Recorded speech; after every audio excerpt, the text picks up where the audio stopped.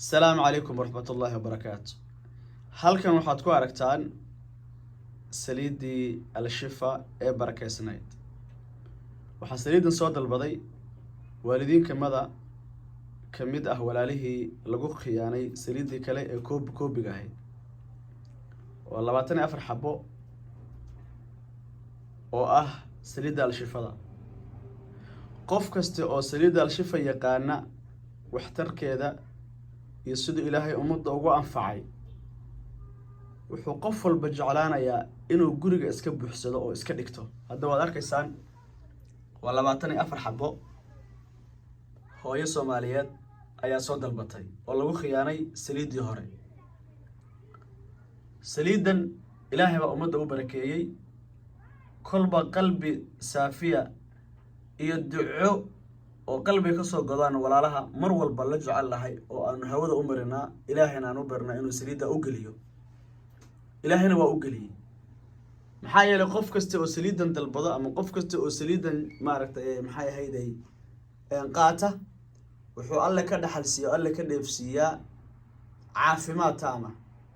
waxyaalaha ay ku caan baxday waxaa kamid ah qofku inuu alle kaga dulqaado madax xanuunka joogtada ah. alle waa kaga qaadaa. taas waa ummadda Nabi Maxamed ee qaadatay waa isku markhaati kacday. wuxuu kale oo Ilaahay subxaanahu wa ta'aala kaga dulqaadaa hurdo la'aanta.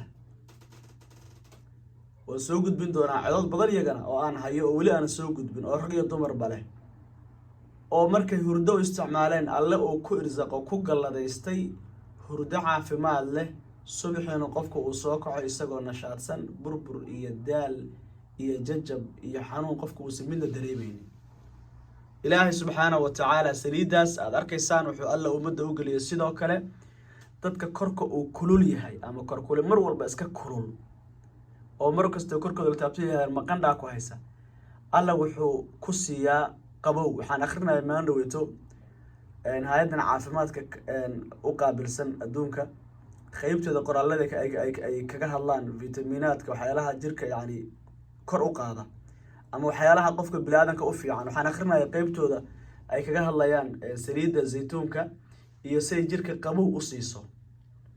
jirka say qabow u siiso maxay ahayd baan ka fiirinahay.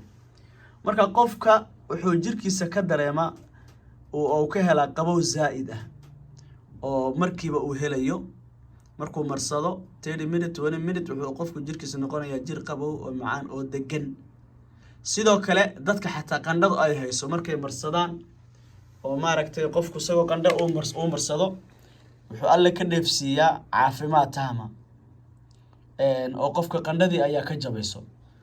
sidoo kale walaalaha qaba xanuunada ruuxiga haday il tahay haday sixir tahay haday jin tahay haday balaayada tahay ummadda dhibtayna alla waa kaga dulqaadaa subxaanahu wa ta'aala. wuxuuna Ilaahay bedelkeeda ku siiya xanuunka bedelkiisa alla ku siiya caafimaad taama. saliidan waxay kamid tahay xanuunada saliidaha ama daawooyinka la dagaalama. maxaa yeelay qofku markuu jirka uu mariyo oo jirka qofku uu uu saliida ku dhameeyo ama jirka dhan uu mariyo dawadogtiin balada jirkay ku dhex socdaan. kadibna quraan bay leedahay waa saliida barakeysan. wuxuu awood markaa u yeelanayaa inuusan jirka sidii uusan ugu ordi jiray ama u dhibi jiray ama dhiig u dhex qaadi jiray uusan u dhex qaadin. maxaa yeelay saliidan baa qofka jirkiisa marmarsan. sidoo kale ilmaha sasay habeenkii soo sasa waad maqlayseen hooyooyin kaga markhaati kacay ilmo soo sasay inuu alle kaga caafiyay oo alle kaga dulqaaday. sidoo kale xasaasiyadda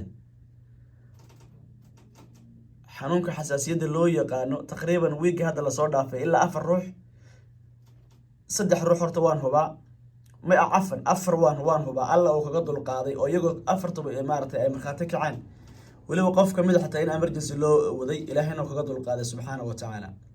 ilmaha yarka iyo ilmaha waaweynba waxaa jirtay hooyo ii soo duubtay cod waliba cunugeeda sawirka ii soo dirtay oo igu tiri mar walba oo ilmahaygu ay dhashaan waxay xasaasiyad ka qaadaan maryaha lagu qabto ee dhakhtarka yaallo iyagan saliidaas marsadaa bay tiri mar walba umulo saliidaas dirsadaa. saliidu marka caafimaadkeeda lama soo koobi karo.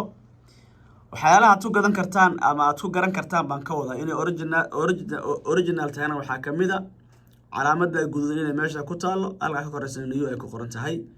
sidoo kale addresskaas inuu ku qoran yahay al-shifa 406@gmail.com. waxay sidoo kale saliidan u fiican tahay oo ilaahay subxaanahu wa tacaala ummadda uu caafimaad taama alla uu ka siiyey ilaahayna uu ku irsaaqay oo iyadana biyo kaba dhibcaana dadka habeenkii markay seexdaan waaweyn yaryarka maaha ee iska qarwa riyooyinka xunxun waxa dilaya waxa eryanaya waxa baacsanaya waxa maaragtay balada ku haya alla waa kaga dulqaadaa xanuuno kale oo badan ma soo koobi karo halkan waxaan ku soo koobi karo ma aha qofku markuu wanaageeda arko wuxuu ka dalbanayaa inta uu is yiraahdo alleela waa ku anfacaysaa inta hadda aad arkaysaanba hooyo Soomaaliyeed baa dalbatay oo lagu khalday midii feega ahayd marka qof kaste oo daafaca caalamka jooga oo saliida la shafar raba inuu qaato ha iska hubsado insha Allah taala waa inuu iska hubsado midda Nairobi furku waa cad yahay marna waa madow yahay shardi ma aha midda Nairobi waxa ku yaala lambarka oo ah 0716579500 lambarkaas ku yaala calaamadaha kalena waa ka siman insha Allah taala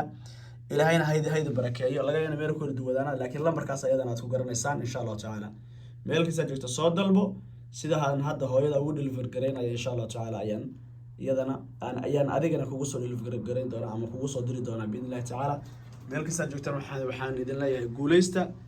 Assalaamu calaykum wa rahmatullahi wa barakaatuh.